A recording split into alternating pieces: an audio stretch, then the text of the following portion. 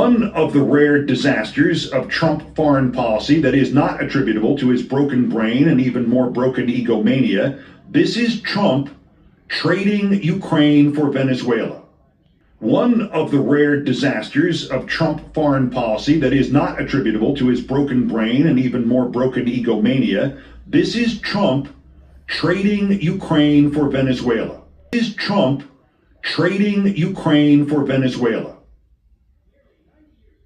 It's not just that he sold out to Putin, it's that he sold out to big oil and Putin.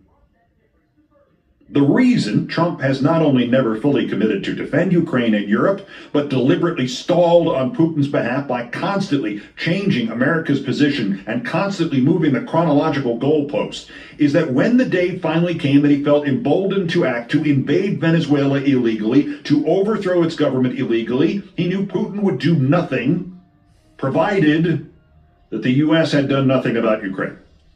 Overthrow its government illegally, he knew Putin would do nothing, provided that the U.S. had done nothing about Ukraine.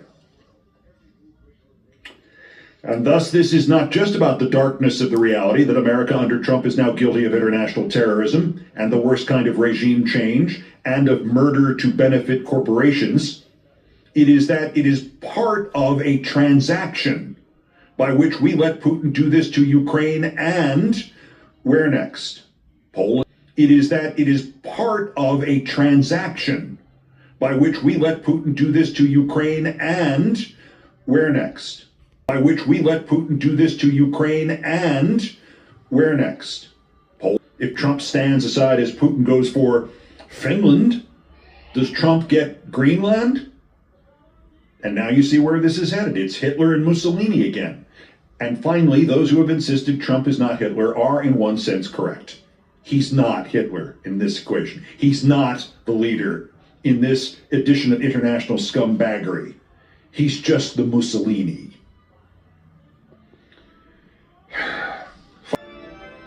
I have bad news for you, Jan. Democracy's not intact anymore. I have bad news for you, Jan. Democracy's not intact anymore. Poor Jan. No, we asked you about the Supreme Court in this country. My God. Talk about, I'll say it again, he wrote. Trump needs to be straight with the American people and explain what his strategy is and what the hell he's doing in the Caribbean.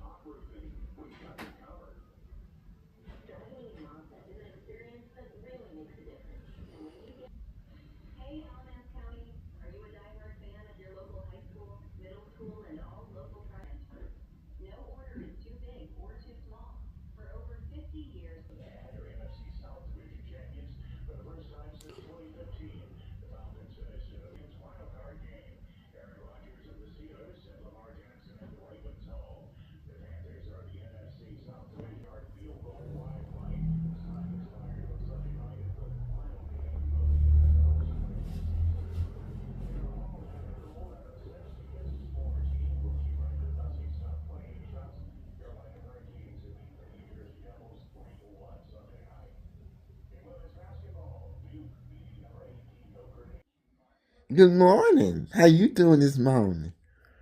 I'm doing all right. Yeah, I had a nice weekend. You? Great. Great. That's great. Let's get a load of Keith Olbermann, okay?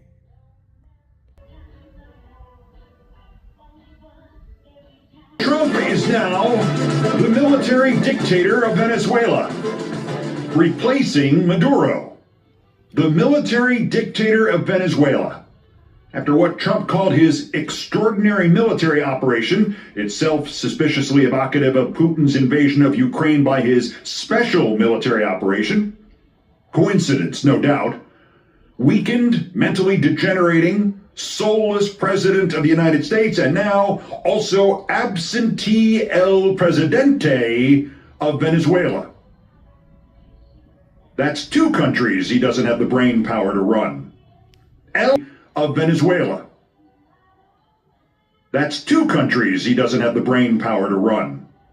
El Presidente of Venezuela, until he finds somebody else to run it for him. Not the elected vice president, not the actual winner of the last election, not the UN. Maybe somebody he in his dysfunctional haze can trust. Maybe an oil executive, or Elon Musk, or Cat Turd. And that's also illegal, by the way. The invasion was illegal there and illegal here. The kidnapping was illegal. Declaring we would run the country is illegal. Naming a proxy dictator is illegal. Acting as a proxy dictator is illegal, as was his threat yesterday to the acting president that, quote, if she doesn't do what's right, she is going to pay a very big price, probably bigger than Maduro, and calling her belief that her country shouldn't be invaded by another country breaking its own laws is, quote, defiant rejection. That's illegal. It's all illegal. That is a lot of illegal, even for Trump. And I say this hating Maduro completely. Trump must be impeached, convicted, and removed. Thinking about repeating this in Cuba or Greenland or Iran, because they are all just neocons and always were. The Nobel Peace Prize winner is a warmonger who likes to kill people. That is a lot of illegal, even for Trump. And I say this hating Maduro completely. Trump must be impeached, convicted, and removed. Thinking about repeating this in Cuba or Greenland or Iran, because they are all just neocons and always were. The Nobel Peace Prize winner is a warmonger who likes to kill people. The Nobel Peace Prize winner is a warmonger who likes to kill people and have other people take the risk. The Nobel Peace Prize winner is a warmonger who likes to kill people and have other people take the risk. So they all want this to happen in Cuba and Greenland and Iran before the first anti-American protest in Venezuela occurs, or general strike, or bombing, or riot, or terrorism here. Oh, and Trump's news conference, at which he sounded dead, so bereft, so exhausted, so barely functional that by contrast, Reagan seemed more coherent. I mean, Reagan now. I mean, Trump sounded so bad you wonder if Maduro was thinking, poor guy. Calling the Monroe Doctrine the Donroe Doctrine? More like the dumb schmo doctrine, am I right? The ramifications of Trump's piracy, his banditry, are almost innumerable. He has made us a rogue nation. He has made us into a country this country would ordinarily try to undermine. The ramifications of Trump's piracy, his banditry, are almost innumerable. He has made us a rogue nation. He has made us into a country this country would ordinarily try to undermine. He has committed international terrorism. He has repeated Iraq, right down to insisting that the war will pay for itself because of the oil money. He has made every mistake, recited every lie of the neocons. He has become Dick Cheney and George W. Bush at the same time. The ramifications of Trump's piracy, his banditry, are almost innumerable. He has made us a rogue nation. He has committed international terrorism. He has repeated Iraq, right down to insisting that the war will pay for itself because of the oil money. He has committed international terrorism. He has repeated Iraq, right down to insisting that the war will pay for itself because of the oil money. He has made every mistake, recited every lie of the neocons. He has become Dick, has contradicted our national purpose, pardoning one, quote, narco-terrorist national leader and kidnapping the one next door. If he hadn't bought the head of international soccer, they would be moving this summer's World Cup out of our country today. If the Olympics weren't impossibly corrupt and corporate, they would be kicking us out of the winter ones next month today and moving the ones scheduled for Los Angeles anywhere else in the world. More importantly, he has manufactured a crisis for us here specifically in New York City. Unless Trump takes Maduro's bribe instead of his freedom, the supposed trial will be here. The potential for terrorism, or at least broad protest, has just doubled or trebled. And if it happens, and it is Trump's fault, the only act he will take will be to blame somebody else for it, like Mamdani or Joe Biden. And most of all, there is the reality I addressed when the first attempts to effect regime change became apparent weeks ago and when Trump unconstitutionally invaded Venezuela early Saturday morning. It is simple. If Trump gets to decide who runs Venezuela, how can we be even 1% confident that some other idiot, some other country's Trump, won't insist that he gets to decide who runs America? If Trump gets to decide who runs Venezuela, how can we be even 1% confident that some other idiot, some other country's Trump, won't insist that he gets to decide who runs America? Other countries have already tried to change our regime, and you can argue that at least 3 of them in the last 60 years, Vietnam in 1968, Iran in 1980, Russia in 2016, at least those 3 have succeeded in changing our regime, at least in part, admittedly by stealth.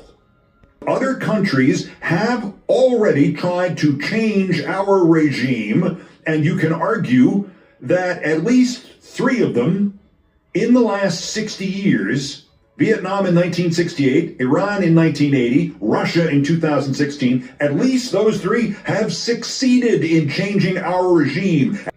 Trump has sowed the regime change wind, and he will reap the whirlwind. Oh, and so has this drip Rubio. Trump has been dishonestly immunized by his concierge Supreme Court, but not Marco, who was already acting like he was artificially impaired, and who yesterday went on the Sunday shows and made this look even more illegal and made himself look even stupider and shorter. Oh, and so has this drip Rubio.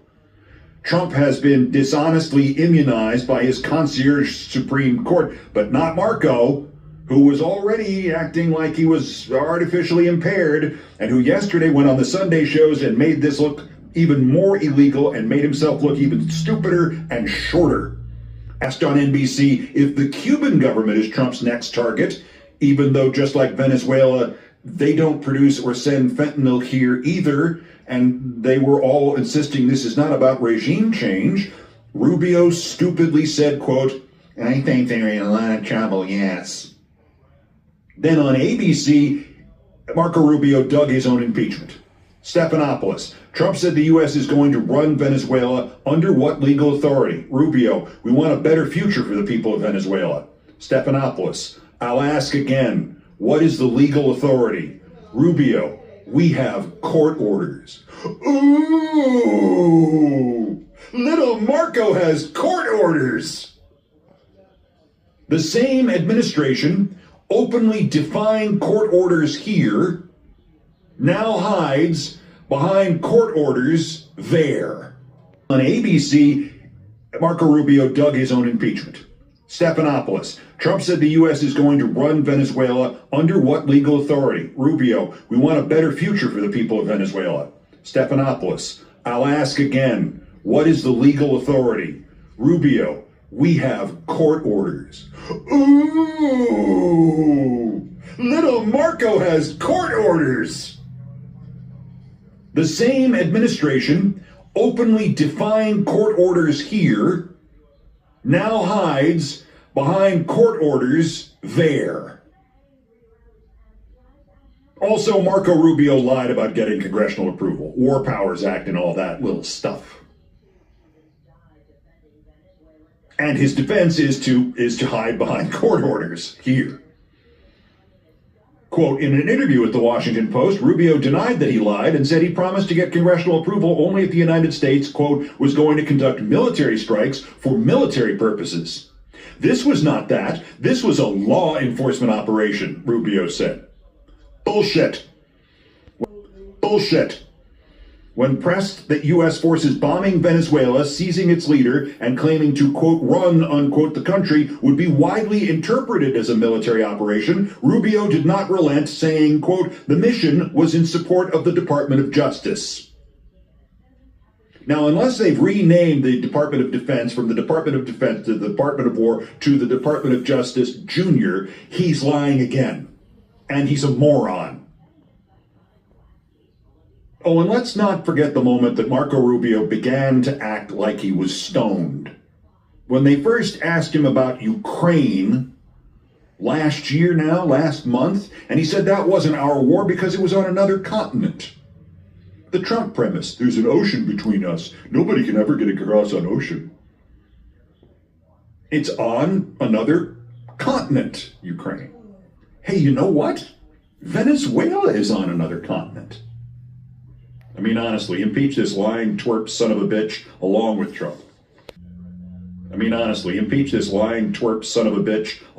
Trump. And you can actually do this one too. Happily, there is actually a slim chance the impeachment of Marco Rubio as Secretary of State could happen. That wasn't our war because it was on another continent. The Trump premise, there's an ocean between us. Nobody can ever get across an ocean. It's on another continent, Ukraine. Hey, you know what? Venezuela is on another continent. All of this with Venezuela is wildly unpopular. And these numbers will probably go up and improve from the Trump point of view slightly because, kaboom, everybody likes seeing stuff blow up. And again, though, the numbers are going to be before the first on-the-ground blowback. Because there's going to be blowback from all sides in Venezuela, and so far, we don't have anybody there to stop it. And if you want to send somebody there to stop it, you're going to need to send American troops, and some of them are going to die there. Asked in a Rush poll Saturday by YouGov, do you support the military action in Venezuela? This is after it happened. Strongly, yes, 20%. Somewhat, yes, 16%. Total 36%. Weak. Do you support us running Venezuela? After Trump said we would be running Venezuela, strongly support 19%. Oh, and an oldie but a goodie, a poll taken just before Christmas by YouGov, before using military force in Venezuela, should Trump seek congressional approval? Yes, 74%. Yes, among MAGA, 54%. And again, war always gets a temporary polling bounce, cause America, F yeah. But there isn't very much here to bounce with. And these guys are going to F this up pronto, because Donald Trump, Marco Rubio, and Pete Hegseth are in charge. And the secure room was simply a Mar-a-Lago ballroom with a curtain rod next to it.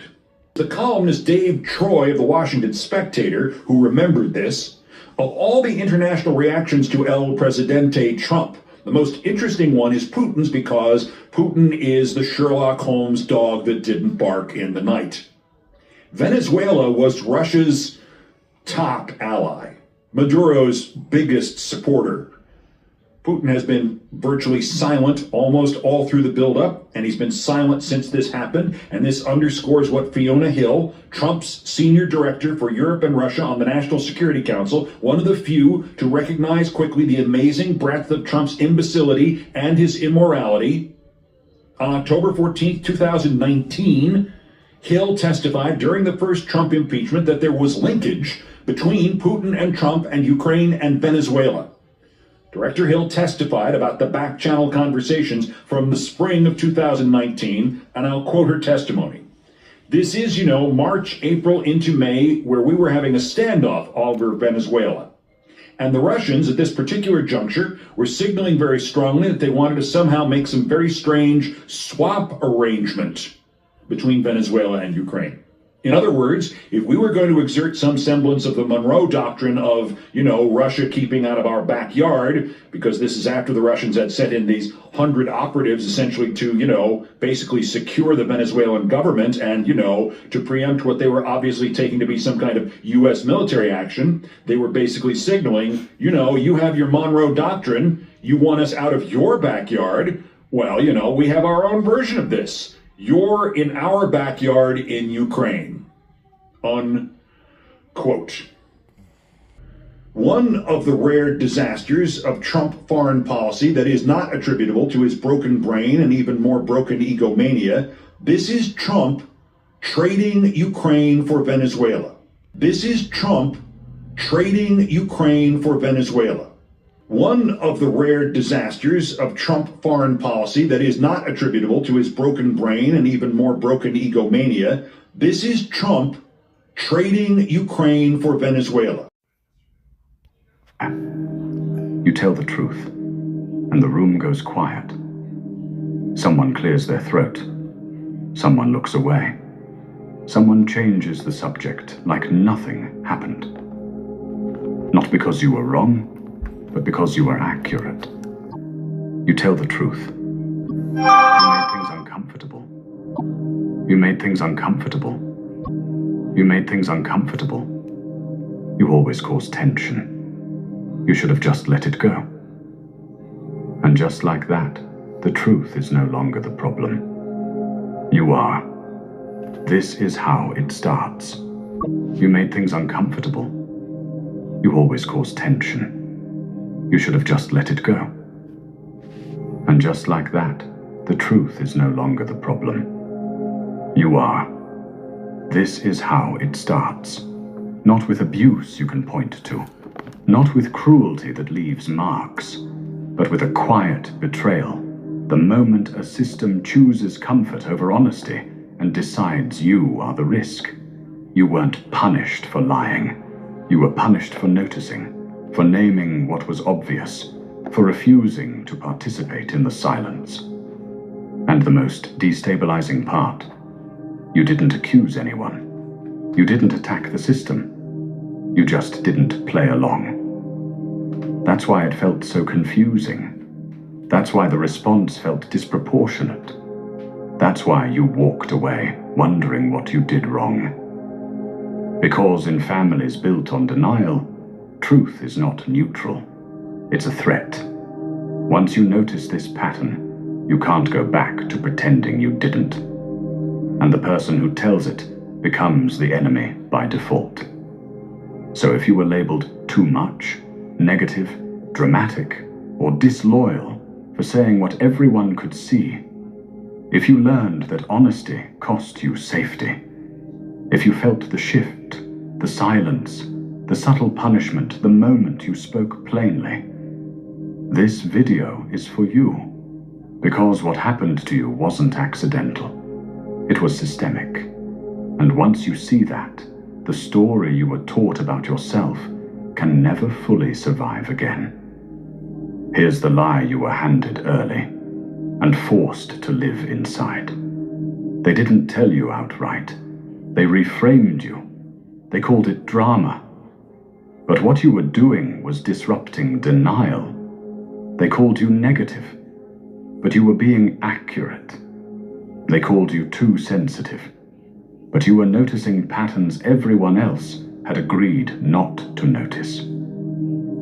This is how families that survive on denial protect themselves. They don't correct the problem.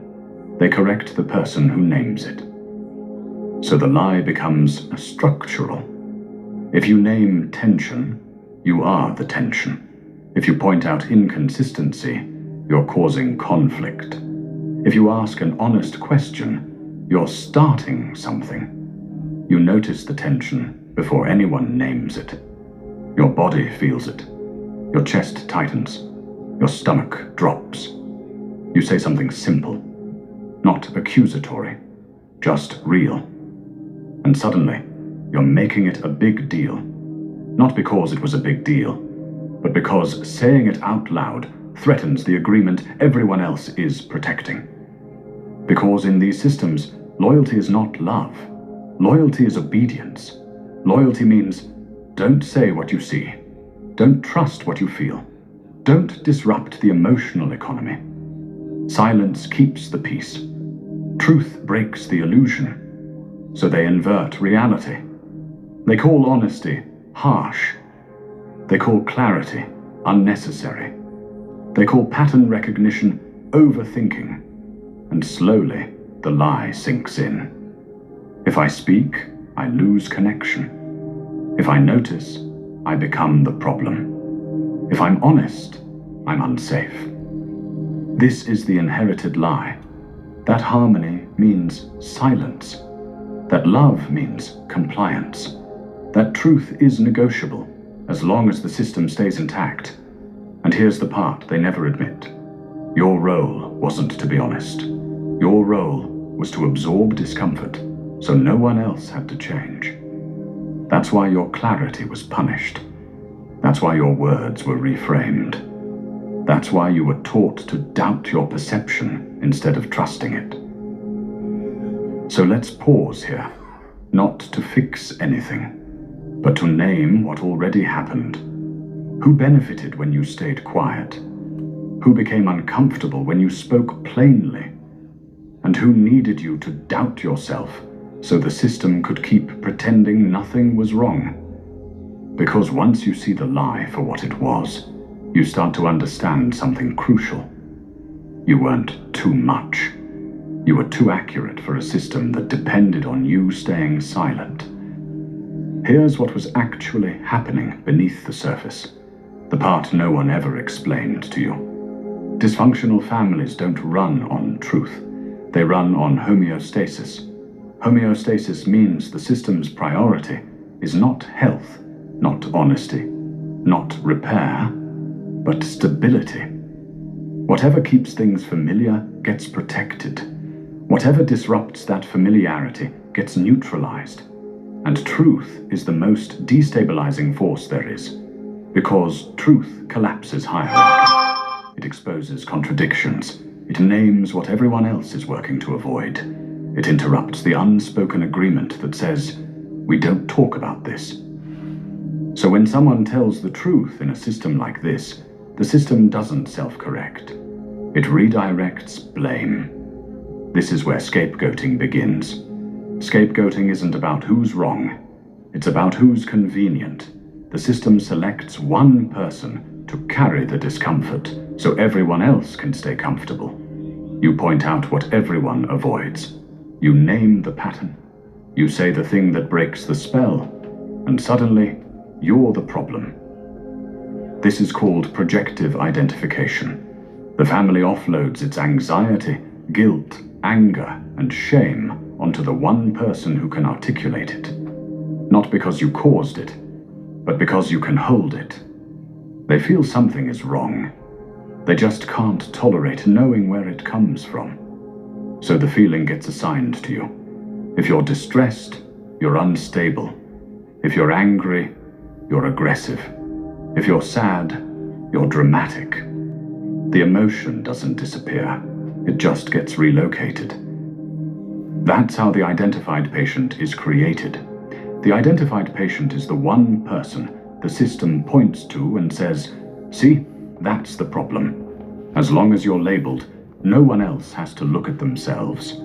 All that dysfunction just keeps repeating itself in your family, and you never, ever get yourself healed, delivered, and set free because you keep repeating the same cycle because you can't tell the truth.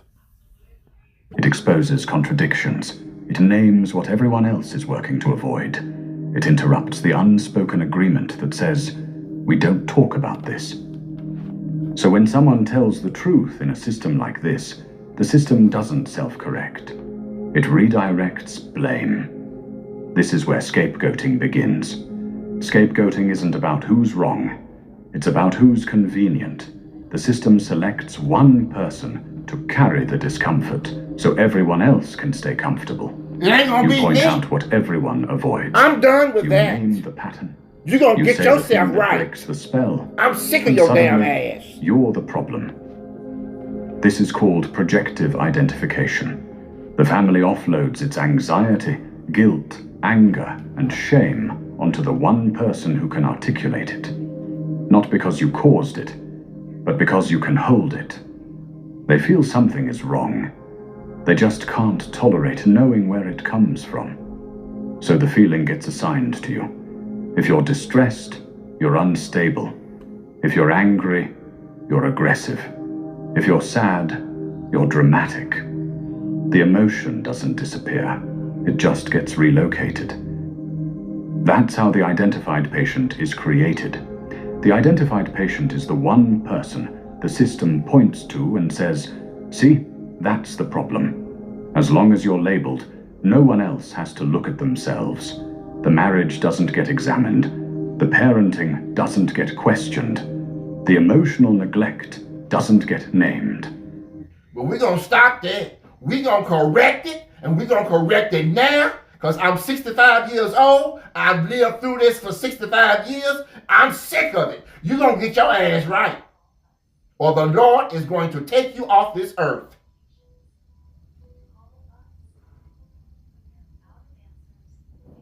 As long as you're labeled, no one else has to look at themselves. The marriage doesn't get examined. The parenting doesn't get questioned. The emotional neglect doesn't get named. Because all the dysfunction has a container now. You. If this content is making sense to you, click the subscribe button and subscribe to the channel. Thank you for your support. Yes, we appreciate your support here at Gnostic Five Senses Knowledge, Kings and Queens, Entertainment and Education. We hope you are getting a little bit of education, okay? That's what it's about. It's about freeing your soul, being delivered, and being the best person you can possibly be.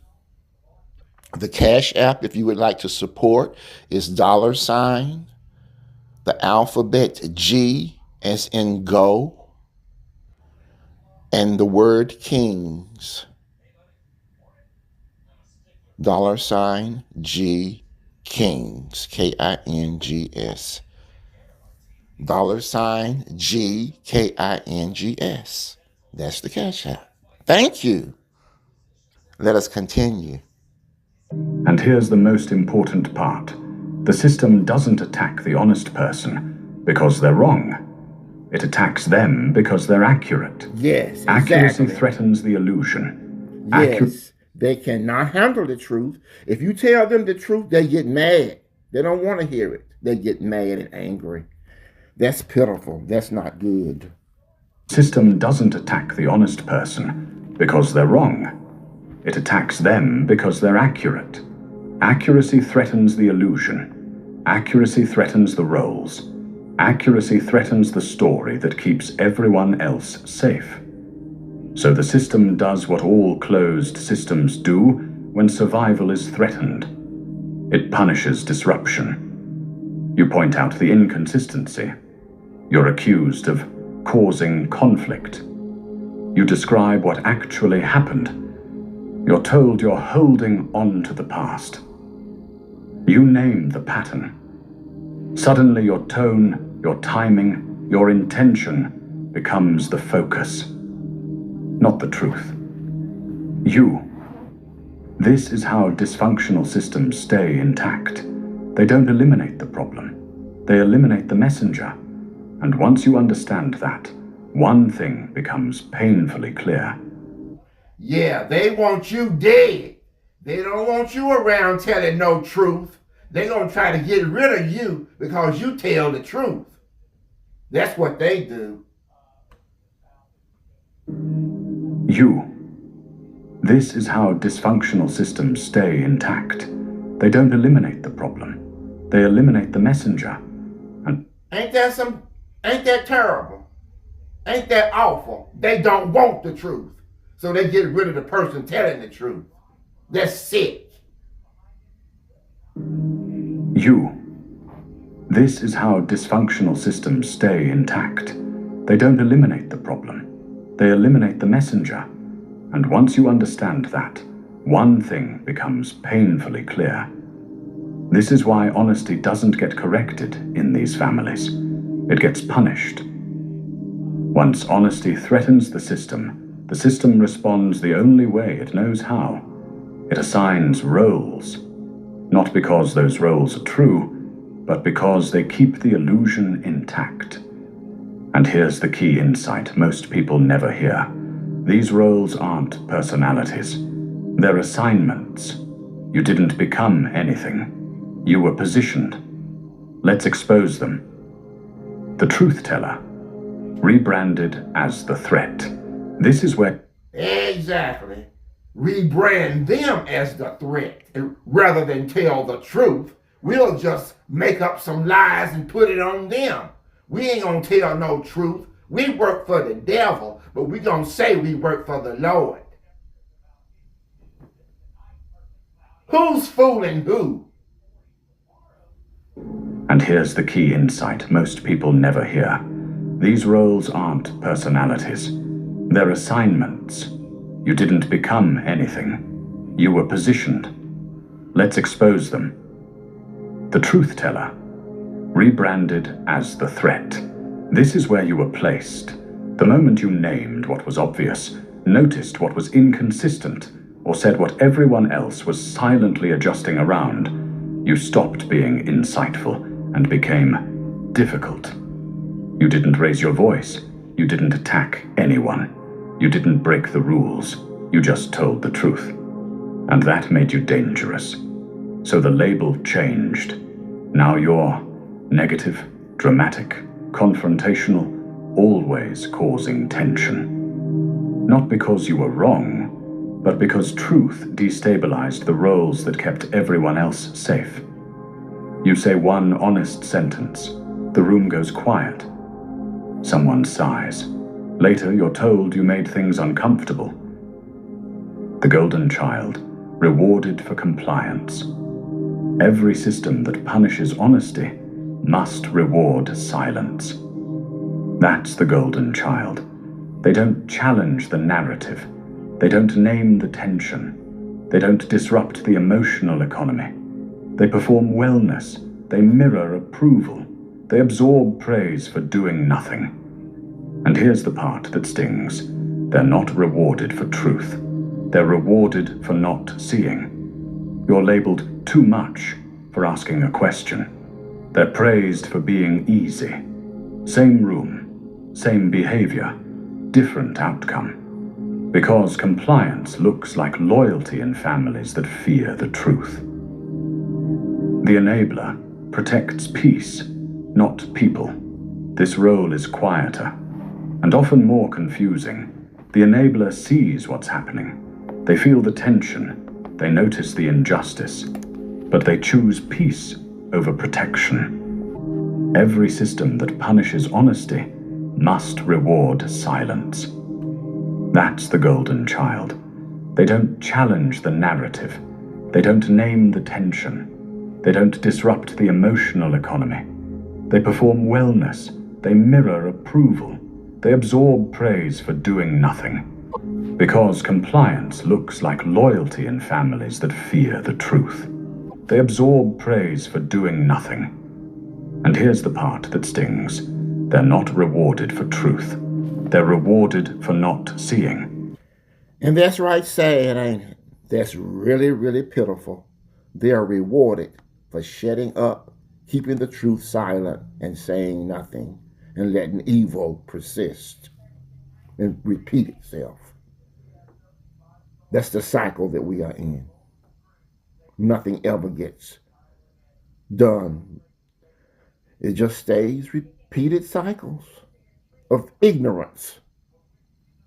Westerners cannot tell the truth, so what do?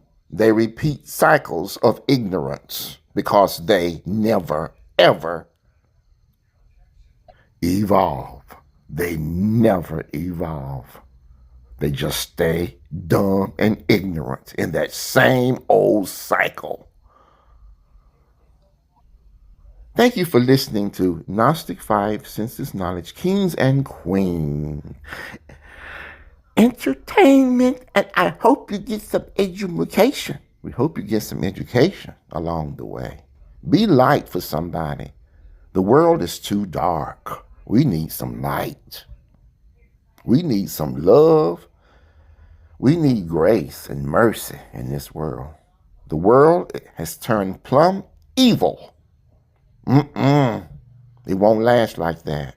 No way. Put a little love in your heart.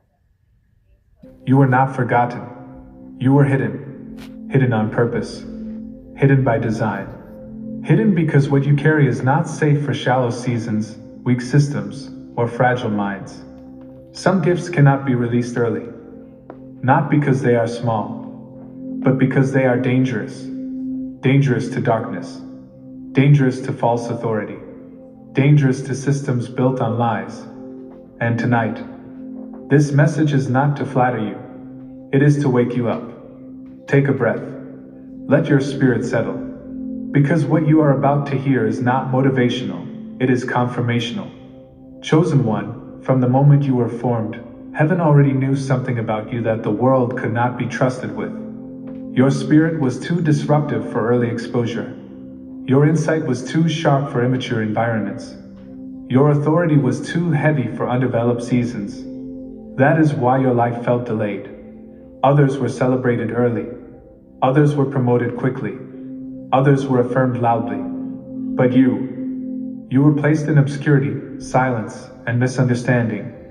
Not because you lacked value, but because premature exposure would have damaged what God was building. You were hidden because your power would have attracted attack too soon. Your discernment would have made enemies before you had armor.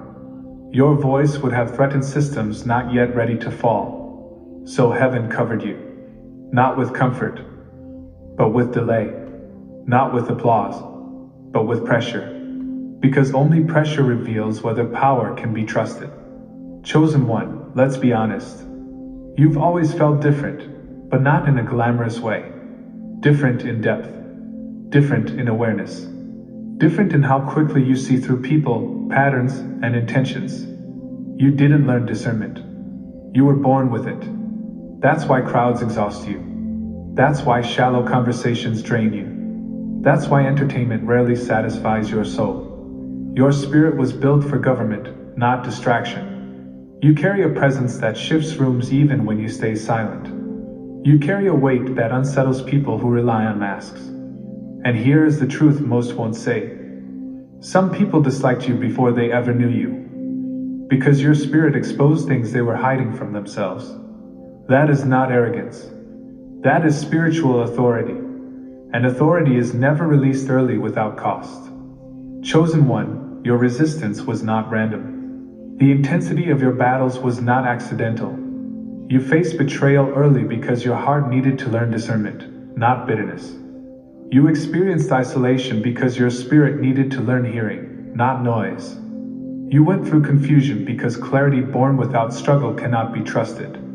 Your life was not easy because easy produces fragile carriers. You were being trained to hold power without being corrupted by it. That is why you had to grow up fast. You learned lessons without mentors. You were misunderstood even when you were pure. Heaven was strengthening your internal structure. Because what you are stepping into now cannot be sustained by surface faith. Chosen one, listen carefully. Just because people overlooked you does not mean heaven did. While others were networking, you were being rooted. While others were being applauded, you were being refined. While others were building images, you were building character. There were rooms you weren't invited into. Not because you didn't belong, but because your presence would have shifted the entire atmosphere before the appointed time. And hear this. Heaven does not hide what is weak. Heaven hides what is dangerous when released too soon. Chosen one, the reason your power is dangerous is simple. It does not submit to false authority. You cannot be manipulated easily. You cannot be intimidated permanently. You cannot be programmed to obey what your spirit knows is wrong. That makes systems nervous. You were never meant to be owned, branded, or boxed. Your authority comes from alignment, not permission. That is why you question what others accept. You resist what others normalize. You sense when something is off, even if it looks right. You were hidden because this kind of power exposes hypocrisy without trying. And exposure is dangerous to those who thrive in darkness. Chosen one, the hiding season is ending. Not because you are perfect, but because you are ready. Ready does not mean unscarred. Ready means anchored. You are no longer driven by validation. You are no longer addicted to approval. You are no longer desperate to be seen. That is how heaven knows it is safe to reveal you. Because power without humility destroys the carrier. And you survived the wilderness without losing your soul. Now the timing has changed. The world is darker. Systems are shaking. Truth is being questioned. And heaven needs voices that cannot be bought, silenced, or corrupted. That is why you are being stirred now. Chosen one. The reveal season does not announce itself with noise. It arrives with weight.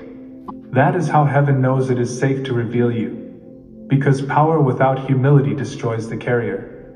And you survived the wilderness without losing your soul. Now the timing has changed. Because power without humility destroys the carrier. And you survived the wilderness without losing your soul. The world is darker. Systems are shaking. Truth is being questioned. And heaven needs voices that cannot be bought, silenced, or corrupted. The reveal season does not announce itself with noise. It arrives with weight. If you have been sensing something shifting inside you, not excitement but certainty, that is the first sign. Your spirit knows before your circumstances show it. One of the clearest signs your reveal season has begun is that the internal chaos has quieted. You are not as reactive as before, not as desperate to explain yourself, not as triggered by disrespect. You still feel deeply, but you no longer bleed everywhere. That is not emotional numbness. That is spiritual stabilization. Before heaven reveals power externally, it secures authority internally. That is not emotional numbness. That is spiritual stabilization. Before heaven reveals power externally, it secures authority internally. You are settling into who you are. That is spiritual stabilization. You are no longer fighting to prove who you are. Your reveal season has begun. Your reveal season has begun. Chosen one. Your reveal season has begun. Chosen one. Your reveal season has begun. That is because your spirit recognizes the timing. The hiding season was about formation. The reveal season is about execution. And your spirit knows. This is not rehearsal anymore. This sign often surprises people. Without changing your appearance, tone, or effort. People start reacting differently to you. Some feel drawn to you. Some feel exposed around you. Some feel intimidated and don't know why. This is not ego. This is presence increasing. Your authority is no longer dormant. When power awakens, it announces itself spiritually. Before it manifests physically, rooms feel you now. Conversations shift when you speak. Silence becomes heavier around you. This is not something you force. It happens when the veil lifts. Another unmistakable sign of your reveal season. You can no longer pretend. You can no longer agree just to keep peace. You can no longer stay quiet to stay accepted. It happens when the veil lifts.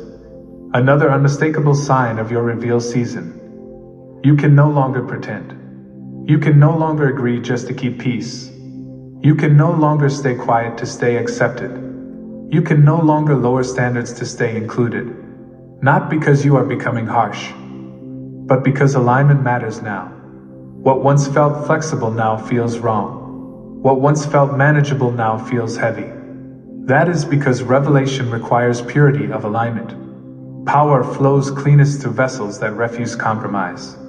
If compromise feels unbearable lately, that is confirmation. This is one of the deepest signs. You no longer crave recognition, and yet, recognition begins to find you. And platforms start noticing your presence.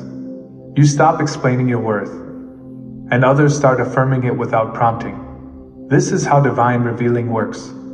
Heaven reveals those who no longer need to be revealed. When ego dies, authority rises. You may notice relationships fading, roles ending, environments no longer fitting. And strangely, it doesn't hurt the way it used to. That is not coldness. That is completion. The reveal season requires release. Not everything that walked with you in hiding is allowed to walk with you in visibility. That is not coldness. That is completion. The reveal season requires release.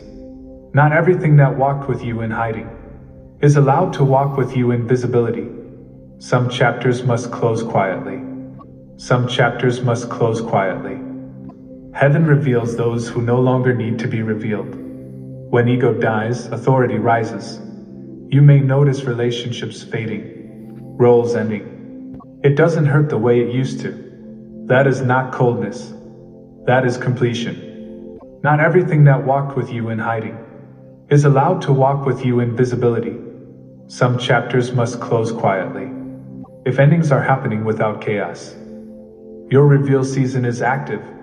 This one is subtle, but powerful. You feel set apart again, but differently than before. Before, separation felt lonely.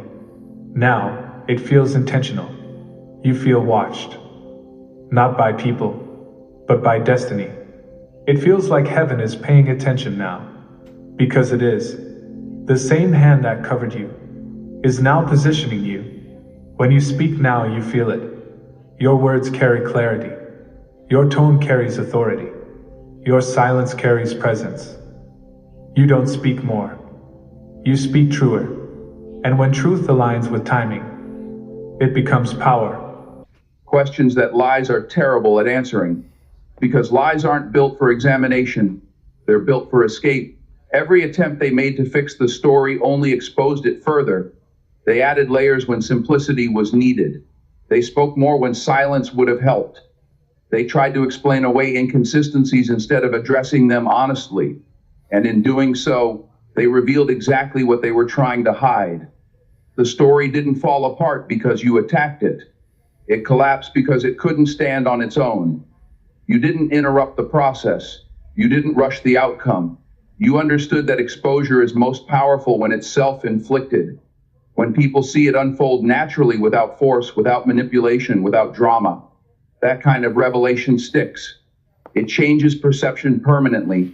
And when the story finally turned against its creator, it did so quietly but completely. The same words they once used to blame you were now being replayed in a different light. Statements were re-examined, motives were questioned. And suddenly, the narrative no longer pointed at you, it pointed back at them. They fell because lies always lose balance eventually. You can only stand on a false foundation for so long before gravity does its work. And when that moment comes, there is no grace period, no soft landing, just reality meeting deception face to face. You learn something invaluable through this experience. You learn that not everyone who speaks confidently is telling the truth. You learn that storytelling without integrity is a ticking clock.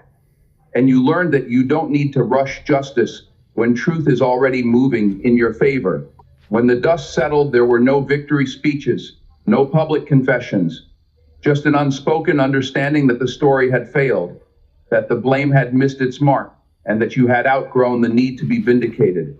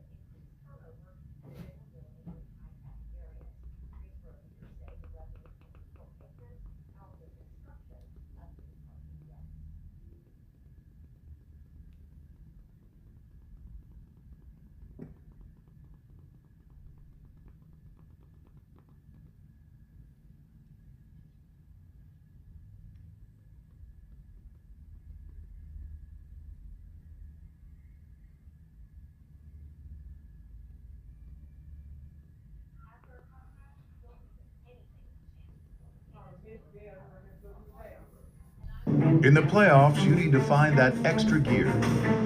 The betting is live, and the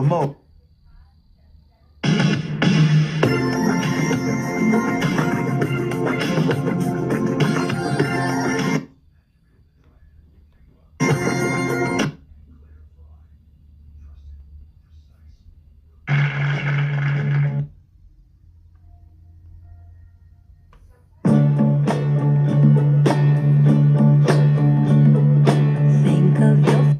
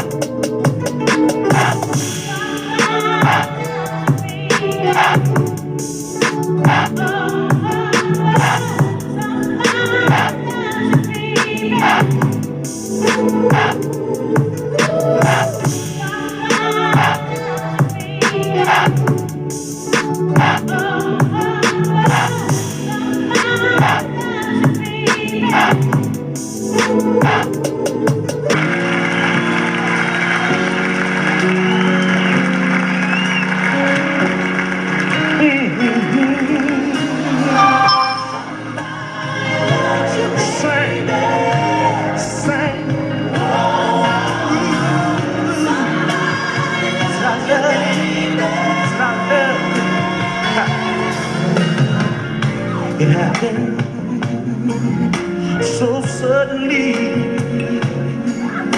I woke up one morning with you on my mind. No matter what I did, couldn't stop thinking about you. On an instant replay of yesterday.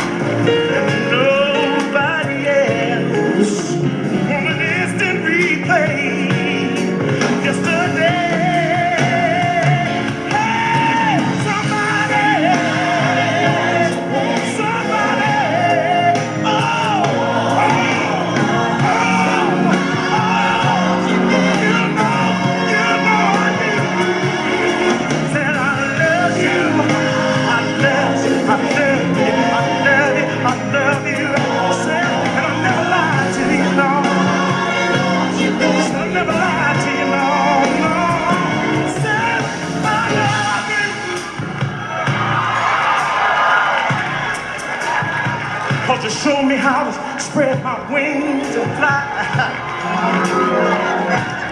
Said you was never afraid to kick off your shoes and drop down on your knees and roll around, and roll around, and roll around, and roll around. Said I love you, said I love you, give me everything that I got. Said I love you, said it, G-R-A-L-D, L-E-V-E-R-T, yeah, I love you, I love you.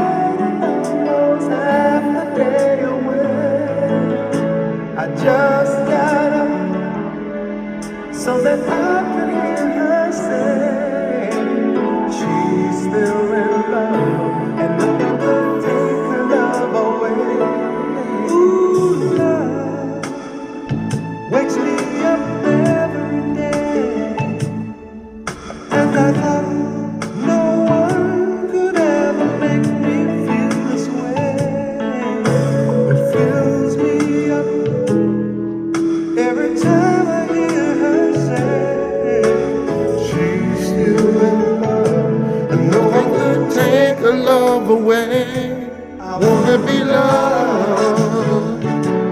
There's nothing better than love.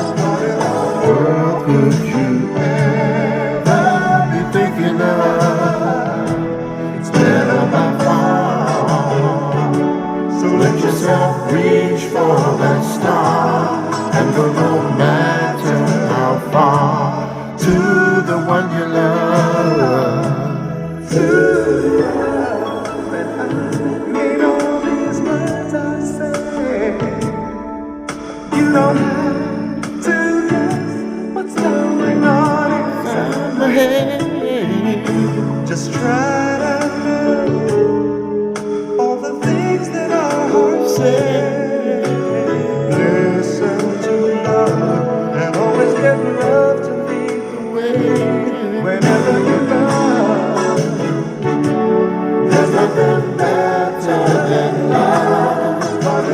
What could you ever be thinking of? it's better than love.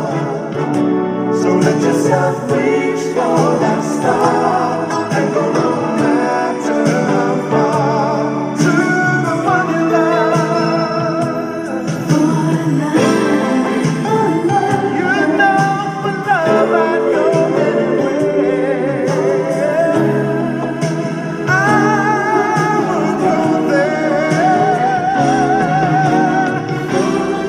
For love to the end of nowhere.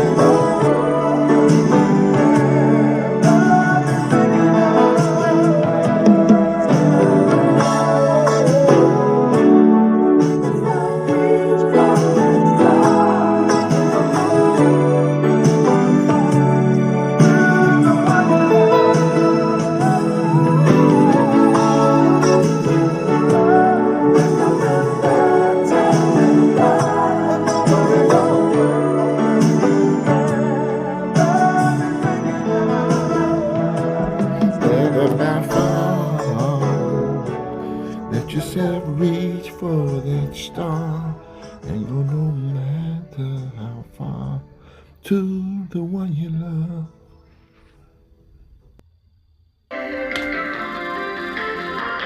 You're listening to Alamance County Talk Line. Thank you for listening to Gnostic Five Senses Knowledge, Kings and Queens, Entertainment Education.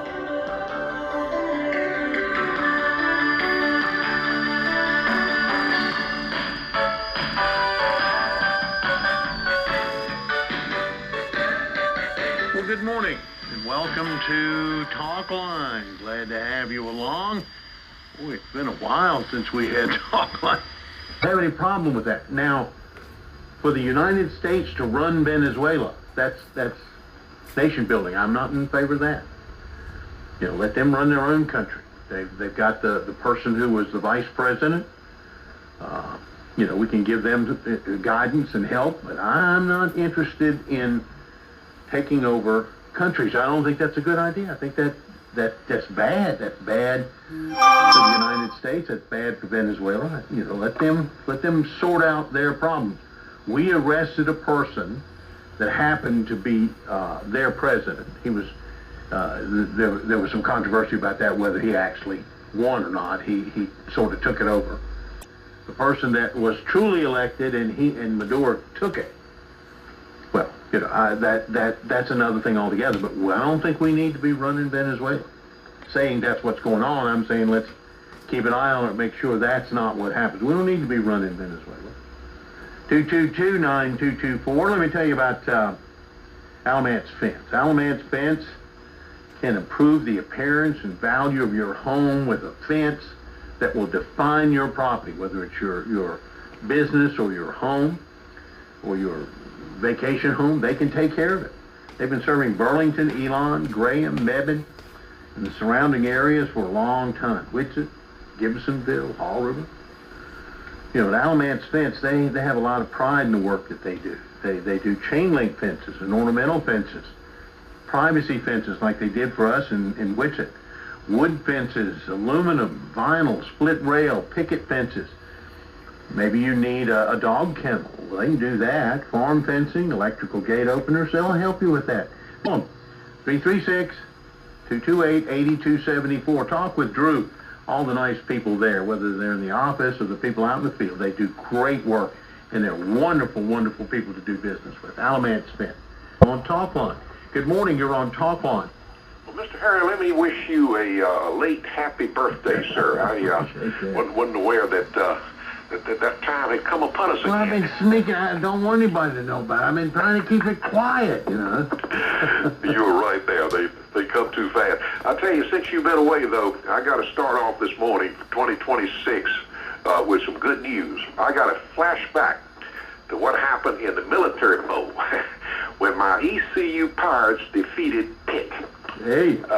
You know, with this disastrous portal system, you know, here's a team that we lost our quarterback, we lost several offensive players, we lost a running back. Add to that the defensive coordinator, the offensive coordinator, both of them deserted us. We were 13-point underdog going into the game, and yet came out of that game winning 23-17. And I'm talking about winning with a backup freshman quarterback. He'd only played a couple of times or whatever during the season. We did have, or do have, one of the strongest defensive players or whatever in the country. And it's our second, this is what's significant, it's our second consecutive victory in that bowl when we beat North Carolina State last year.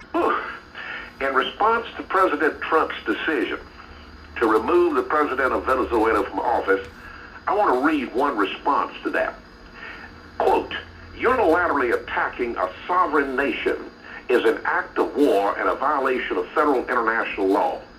Would anyone like to guess who made that ridiculous statement?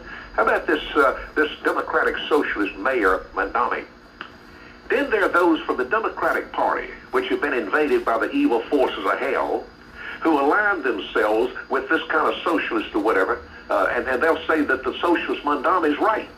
And one of the convenient excuses that they bring forth or whatever that are thrown at the president as to why what he did was wrong, and their minds are so warped and so brainwashed they can see nothing that he's done that's ever been right. That truth itself proves that they're in this condition because nobody in the world has ever been born that did everything wrong. That's not reality. They don't live in a state of reality. How about the excuse that if the president was going to take this action, that he should have first conferred with the members of Congress? It's the same argument that's given by Schumer and that bunch when he sent those stealth bombers to Iran to destroy the nuclear sites there. And my response this morning is the same one. When you conduct that kind of operation, which was absolutely necessary in removing that drug dictator of Venezuela, you don't dare share your secrets. And the reason is clear. The president's number one consideration was to protect our brave soldiers that executed the operation. And I want to tell you something, folks. Rest assured that if he had shared that with Trump haters like Schumer and Pelosi, and God forbid if he had shared it with this guy by the name of Jeffries, the House Minority Leader, they'd be the first to leak out the information in some manner. Their deceitful behavior, which they continue to display in conjunction with their hate for the president, tells how they would have responded. And from the time Mr. Trump came down that escalator at Trump Tower and announced he was going to run for president, they've done nothing but oppose him. And their behavior proves that I'm correct, even to the extent of drawing up impeachment proceedings against him. Their behavior is so deceitful. So no better example than Nancy Pelosi's response to the president removing the evil commander of Iran forces during his first administration, when she turned around and said, "Oh, Trump didn't have anything to do with that." And you mean to tell me that the president is supposed to trust such individuals with advanced information about moving the evil one from Venezuela? You got to be kidding. There's a time for politics, and there's a time when the citizens should come together and support I'm talking about any president who has the courage to do what Mr. Trump did in removing that drug dictator. And instead of opening their vulgar mouths and criticizing him, they ought to be they should be spending their time thanking our brave soldiers who conducted this operation in a safe, magnificent manner. I mean, once again, here we go again. Not one individual killed and or injured. And the same was true when the president ordered those pilots to take out the nuclear sites over in Iran. Another dangerous operation. Not one individual killed, not one injured. And instead of opening their vulgar mouths to criticize the president, they ought to be thankful that he would remove one who is directly responsible for having illegal drugs exported to the United States, resulting in the deaths of numerous Americans, many having gone to their graves. But once again, these critics are the same ones that have no respect for life. I've said that time and time again on Talkline. They've proven that fact through supporting the destruction of babies through the sin of abortion. And therefore, in my opinion, they could care less. It includes the protesters who could care less about the people of Venezuela. It's all about one thing: hate Trump. Hate Trump. His action is an isolated, one-time event that makes our own country safer. He's the commander-in-chief. He knows the rights. And the problem with this guy in Venezuela that's been captured, he didn't understand the message. Don't mess around with Trump. Have a wonderful day. Welcome back, Mr. Harry. So good to hear you. God bless you. 2229224. And, you know, the Biden administration put a $50 million price on the head of somebody who would, you know, get him out of the way. Talking about him on Talkline. Good morning. You're on Talkline. Good morning, Harry. How you doing? I am well. I hope you are. Well, I'm doing pretty good. It's we're gonna have a happy New Year. I hope. I hope so too. Hope this year is gonna be a good one. Reason I'm calling in today, we're starting off with New Year, and I guess this is gonna be a new year for new taxes. This city council, Burlington, city council, Graham, they're all new people. We got a new county commissioner down there in Graham, and I guess 2026, I tell you, I hope all these people are listening today on this radio station, because I got one gripe about this county. You know, they want to go and raise our taxes for the courthouse. They want to raise our taxes for all this other stuff they want to build in fire down here, especially down in Graham, and all this work they want to do downtown Burlington.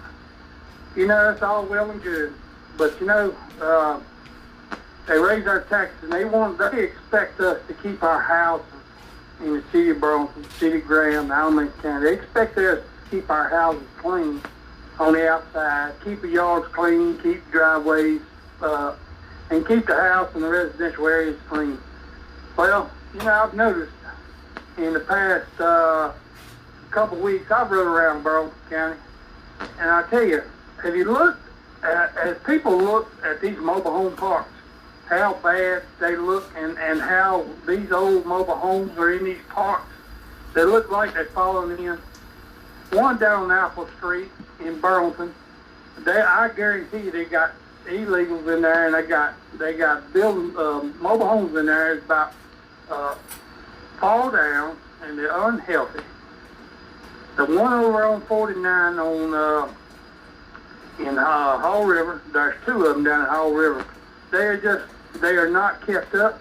The health codes need to be brought up on these mobile home parks in this county. There's one out on Highway 70 in Burlington that needs to be looked at. All these trailer parks right here is really unsafe and unhealthy for these people to be living in these mobile home parks. They need to be updated somehow or some way. You know, I looked at that one down on Apple Street in Burlington. Them mobile homes were so close to each other, if one of them caught on fire, every one of them's going to go. And you know what? I don't know who's living in them mobile homes. It might be children, might be elderly people.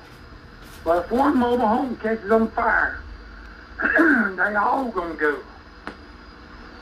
I think something needs to be done about these mobile home parks in this county. City of Graham, City of Burlington. I hope they all listen. One in City of Graham is one right there at the railroad tracks. It needs to be cleaned up.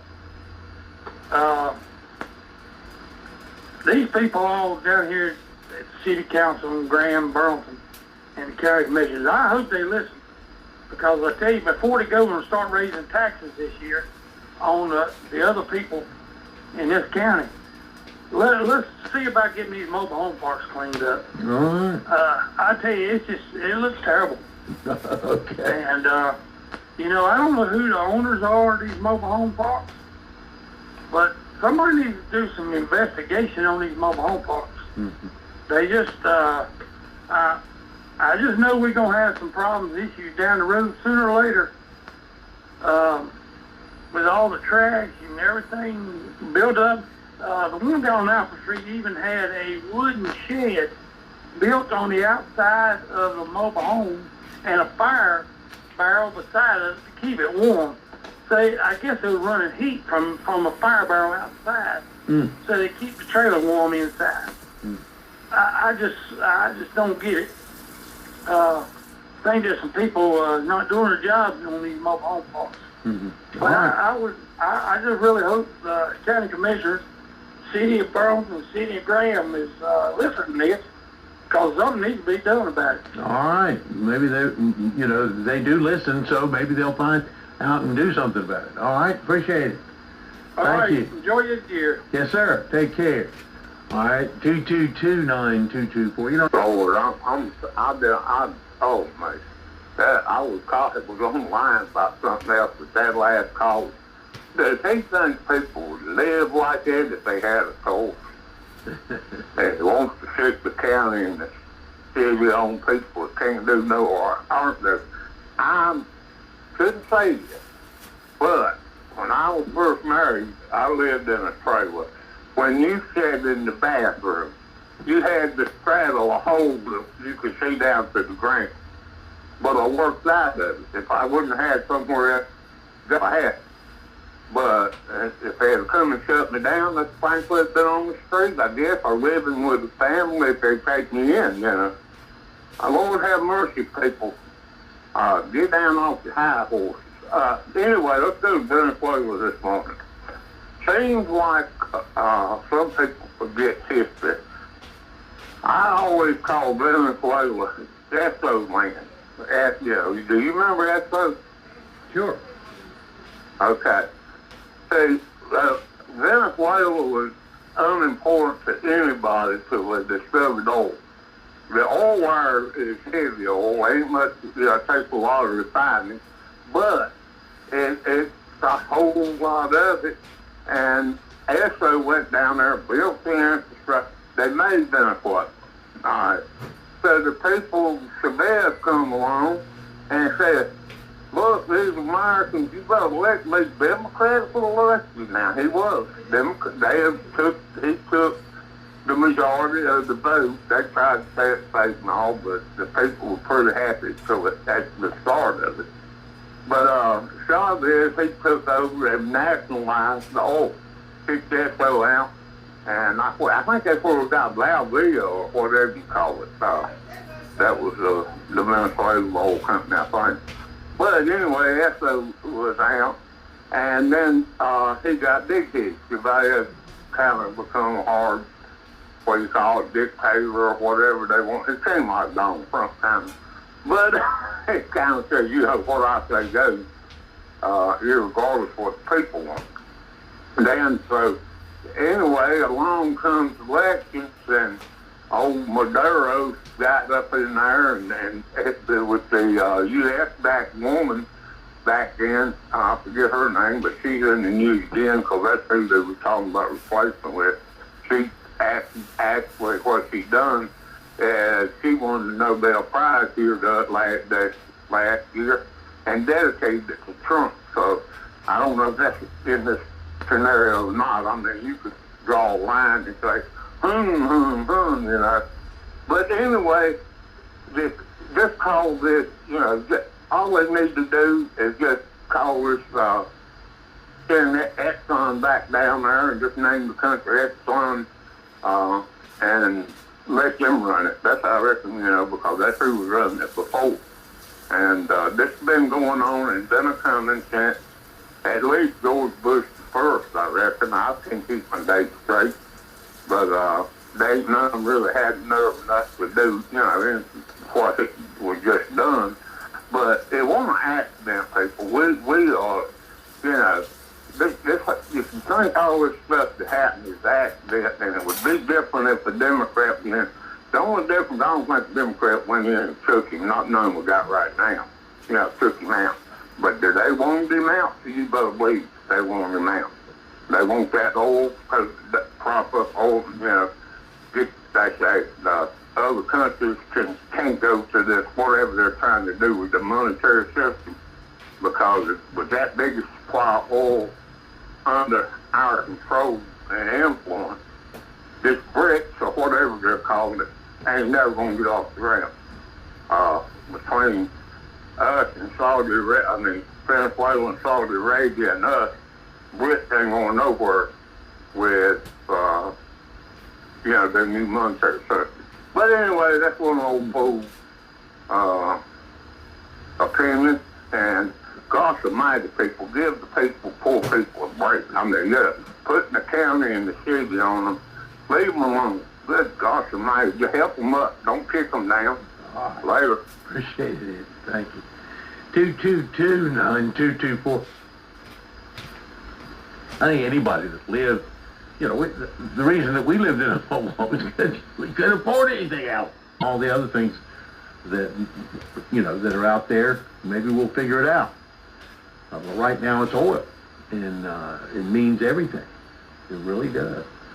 So all this stuff about taking out the head of Venezuela, not because he was the head of Venezuela, but because he was a narco-terrorist, I don't have any problem with that. Really don't. Like I said, the Biden administration had a $50 million bounty on him for someone that could bring him to justice because he is a narco-terrorist. Everybody knew that. So he's going to be brought to justice, but that doesn't mean that the United States ought to be running Venezuela. I just think that's a mistake. 22 minutes now after 9 o'clock. Let me tell you about Oak Creek Retirement Community. Oak Creek, 3403 Baldwin Road here in Burlington. Didn't know that it was good to be compared to a mafia group. Yeah, I thought that was. I agree with you. I thought that was kind of awful. And then to the United States to a terrorist organization like the IRA. It's I don't know when that become good for America. You know, that wasn't us. But now it seems like it's okay that we are compared to things like that. I see this country in a place that we'll come back from it, but it's in a place that history tells us that it's not good. History tells us that. I've heard the Jim Jones of Alamance County talk about how Mandami said that was against international law. Well, you can call him a socialist, you can call him a bad person, although Trump said that he would be good for New York. See, he at least puts it out there, let his dominion go out there and say stuff, and then he just comes back there and pull the rug after under everybody in the White House meeting says he's going to be good. He's like him. He's different. But I didn't hear Jim say what part of that statement is wrong. It is against international law to go into a sovereign country and to remove a person. Now, my thing is, if we're saying that we're doing it because of drugs and he's a narco-terrorist, okay. And now, you keep saying about the $50 million only said, oh, okay, so then the military has become a police action. And isn't it against the law for the military to be used as a police action? But if we got him because he's a narco-terrorist, then just to pose, how is it, make it make sense for me, that we just gave the Brazilian president, Juan Hernandez, who sent in over 500 metric tons of drugs into the United States. Trump just gave him a pardon. So, this doesn't make sense unless, foolish person that I am, I may have to believe that the interview that his chief of staff gave and said that all the things that we were doing about the bombing of the boats and all this, it was about regime change. That's what she said before the regime change. So maybe we should have believed her. And then if we believe that, which evidently was true because it just happened, what else in that interview that I read is true? If anything else in there is true, this country is in trouble. We bombed those boats, in my opinion. What I think we did is we did that hoping that Maduro would fight back, and then that would be our excuse to go in there and do what we turned in. But he's smart enough to know, hey, I'm sitting on the oil reserve here. I'm not going to do anything. You can't beat the United States. So they kill a couple of fishermen. I'm not going to do anything. I'm not going to give them a reason to come and remove me out of my warm palace. But they did anyway. They broke international law. And when people think that this is good, I just heard Eddie talk about history. Let's talk about history. Haven't we seen this before? Didn't we see where we went into a country and we removed the person, name was Saddam Hussein? How much did that cost us in treasury? How much did it cost us in lives of soldiers? See, Matt is gung-ho. Talking about we got our respect back, although I don't hear any country of our allies saying this is okay. But we don't have to do everything of what our allies say. But I don't hear any of our allies saying, way to go, Mr. President. And, you can't live in the world alone. We do need allies. I don't care how everybody think how big and bad Russia is, United States is. We need allies. But I don't hear anybody saying, way to go from our allies. I heard the Colombian president, the third-rate country, say that our president was a pedophile trying to start a war to distract from his the Epstein files and other things that's going on in this country. Maybe, I don't know. But I don't like the fact that the Colombian president says that about our president. This is one of the things I want us, all us gun-ho, ready to go to war. Sound like Matt don't sound like he's able to be war ready. He don't sound like that they're going to call him up to go fight if we do have to fight. But, you know, so it's easy for people to sit in their living room, watch Fox News, and send young men and women to die for something that they didn't have to die for. History, Vietnam, does that make sense? Does that make sense? Do we want to go through that? Iraq, do we want to go through that? There's still people who are suffering that did not die, who are missing limbs and burns from being over in Iraq and PTSD and all these other things that they're going through because we went into a regime change. But see, that ain't going to be Matt, because Matt's not going to get called up. But this is the last thing I want to put on the minds of the Americans who are so happy that we went over there and we got our respect back because, you know, we are men. Here's the thing. How are we going to say to any other country, like China, who wants to invade Taiwan, how are we going to tell them, you can't invade a foreign country, a sovereign nation? That's what we said about Ukraine. We told Russia, that's a sovereign nation. You can't do that. And do you think Russia, who gets the predominant amount of their oil from Venezuela, do you think that that Russia is going to allow, and China also, but do you think they're going to allow that the United States are going to be in control of their oil production, which is basically the driver of their economy? Do you think they're going to sit back and just let this be okay? And here's the very last thing that I want the American people to think about. Every war that we have had, our young men and women come back in body bags, or they come back handicapped in some way. And there's always been the reason, and we used to go to war when we was called the Department of Defense to defend this nation, to defend this Constitution. Now we're being called the Department of War, not defense anymore. We're the Department of War. Is this something that we are a prelude to that name, Department of War? And if so, are we ready for those body bags to start coming back into this country? Was this action necessary? That's the question we need to ask ourselves.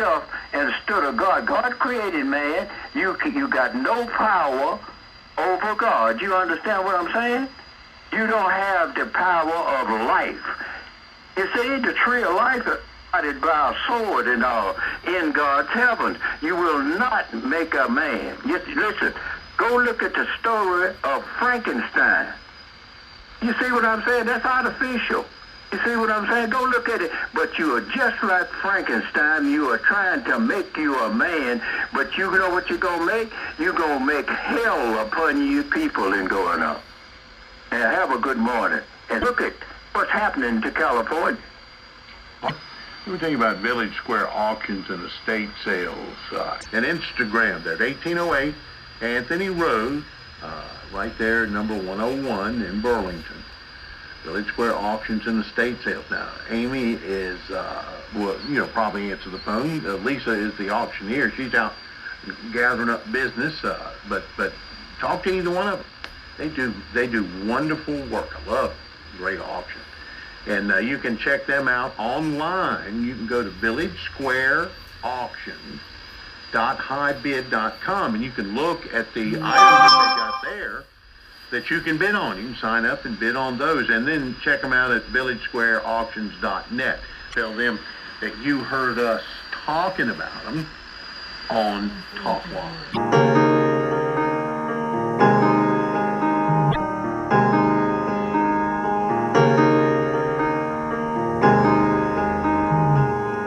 We won't face the fact now, the time is running out. Soon we have to leave here to meet our Lord and God. Like a blind man walking without light to see. We are dreaming dreams of what we will never be. That day is coming closer. You know that time is moving on. The prophets have predicted and told us on when the Lord would come. We all shall confess Him. We will bow our knee for Jesus, who is Lord through all eternity.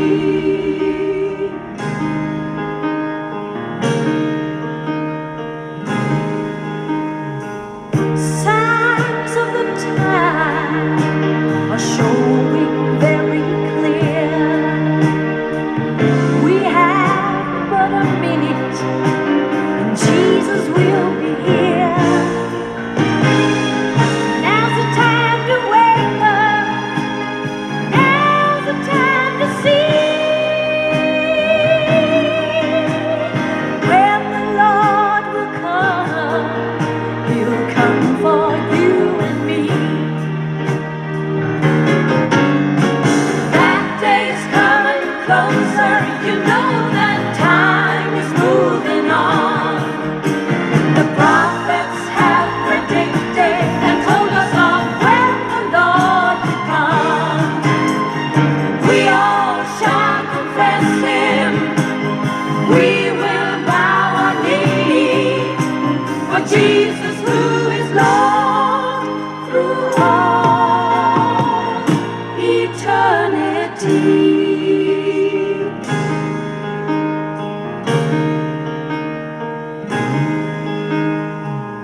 Jesus gave the promise to His church today. I will send my Spirit to lead you on my way. And in times of darkness, in the last days, we'll see great revivals, and we'll give Him all the praise. That day's coming closer. You know that time is moving on. The prophets have predicted and told us of when the Lord will come. We all shall confess Him. We will bow our knee for Jesus, who is Lord through all eternity. Yes, He is Lord through all eternity. Oh, He is Lord through all eternity. Oh, He is Lord through all eternity. Oh,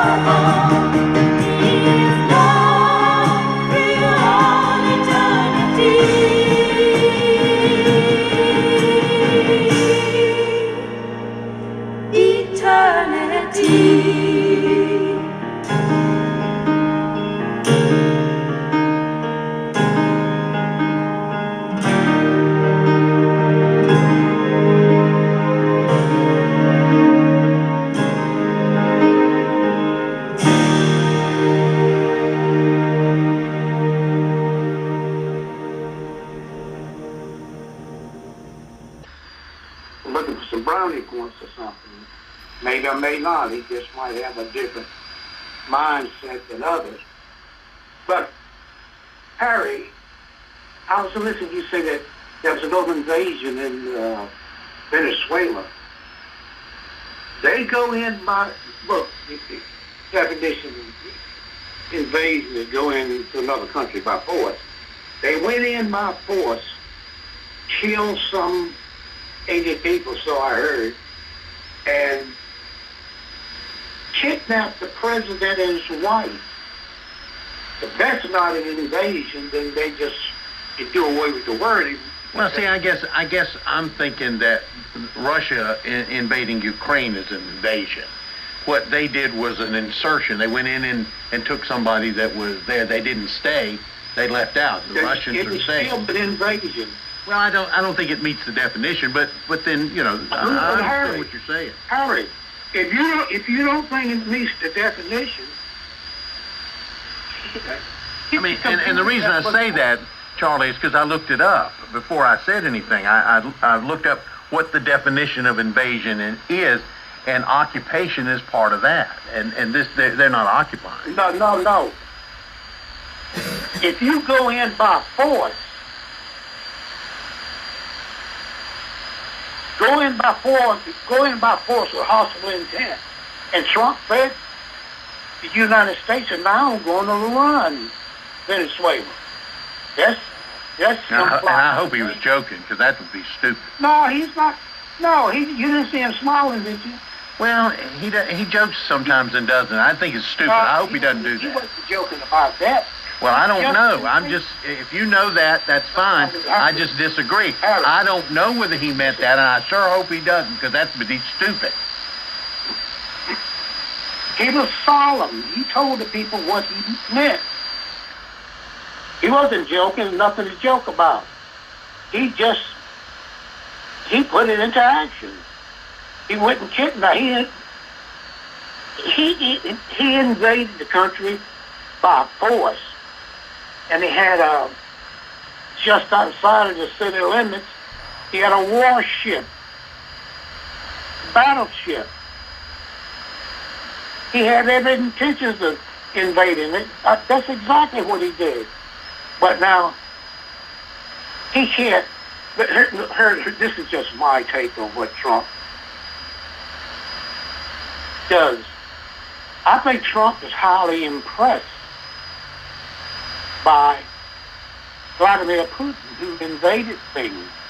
I think he's been highly impressed by Netanyahu, killing up a bunch of people in Gaza. I think Trump wants that same, as Matt put it, respect. It's not respect. Trump wants that same fear. He wants people to fear him. And when he said jump, the people going to say, how about ha ha, sir? That Trump wants to put fear in the people. He wants, and look, it should be no surprise to people. He said he wanted to be a dictator. Then he changed and said, I want to be a dictator for one day. But he said he wanted to be a dictator. And you can see that's what he's heading for. Now, I noticed Trump supporters are unrealistic when it comes to Trump. And also, I want to tell Jim this.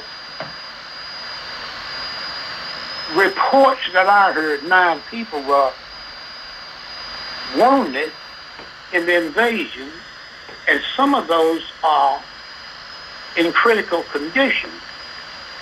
And I notice whenever Jim say anything, it's got to be complete. Nobody wounded, nobody killed. Trump said himself some soldiers were wounded. Just like when Trump killed the general, Iranian general, he said there was no retaliation. There was retaliation.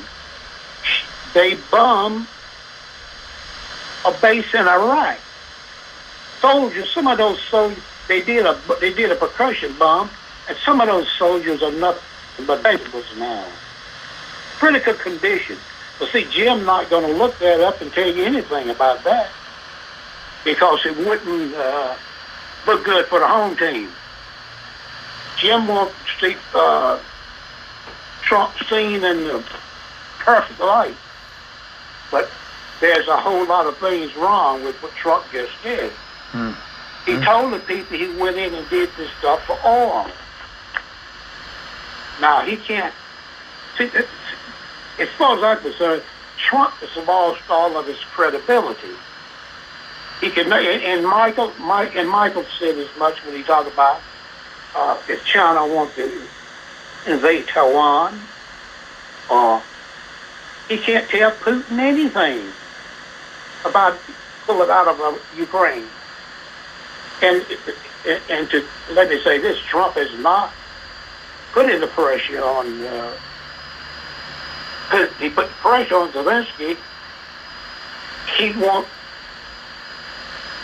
Trump wants Putin to win, and he wants the tough guys to be seen as winners. And he wants to be in that number.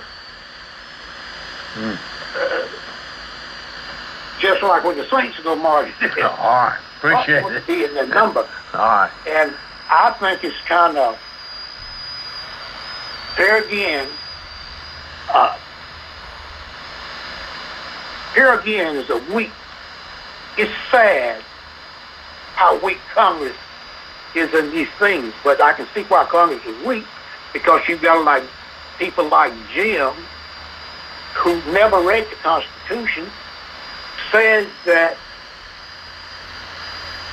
Trump shouldn't have to go to Congress because Nancy Pelosi would leak it. The Constitution don't say nothing about that. Not telling the Democrats because it's leaked. Jim ought to read the Constitution sometime and find out what's legitimate. All right. Have a good day. Thank you. Take care. Yeah, It won't be long. Soon we'll be leaving here. It won't be long.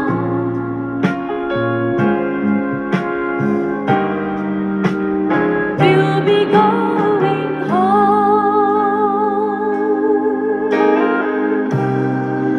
Oh, it won't be long. It won't be long. It won't be long.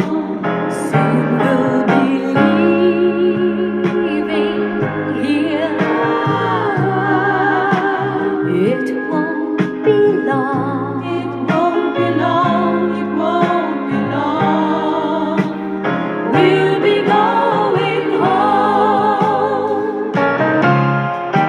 Count the years as months. Count the years as months. Count the months as weeks. Count the weeks as days. Any day now, we'll be going home.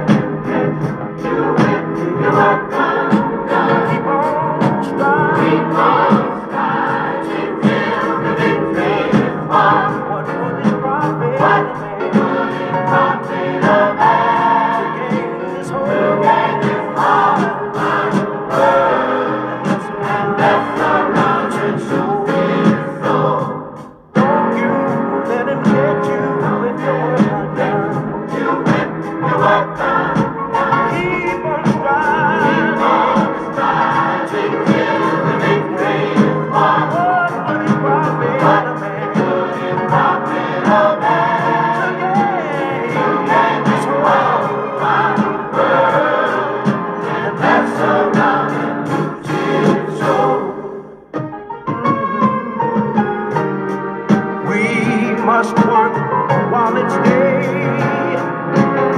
for when night comes no man can work. While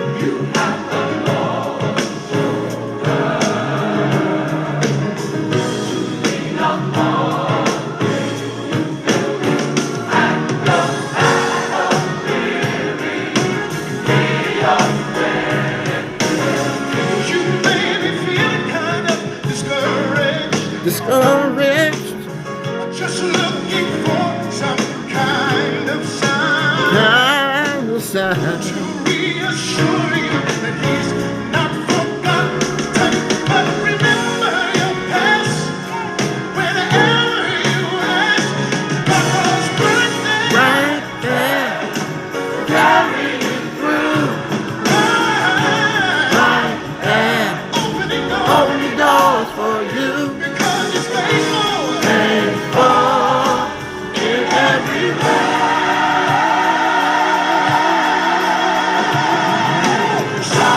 Hold on, little soldier. Keep the faith Hold on, little soldier. and stay in the race. Hold on, little soldier. Listen, when you get up off of your knees and the world you must face, All right now. remember the angels of God surround you by His grace. His grace. Your heart may be aching while you're sitting there waiting, wondering what to do. Then the Lord says to you, I'm right here.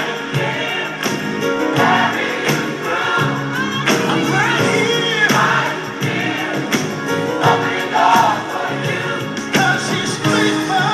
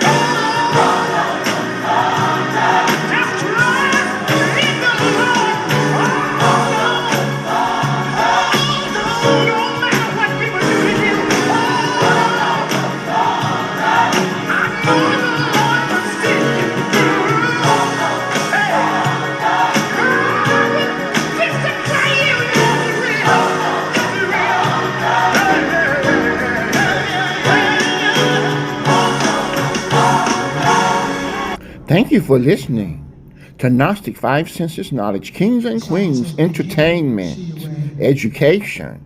And you feel that you've gone astray, doing all you know how to do. Remember, God has not forgotten you. Hold your head up and be true to him, for he'll open doors for you.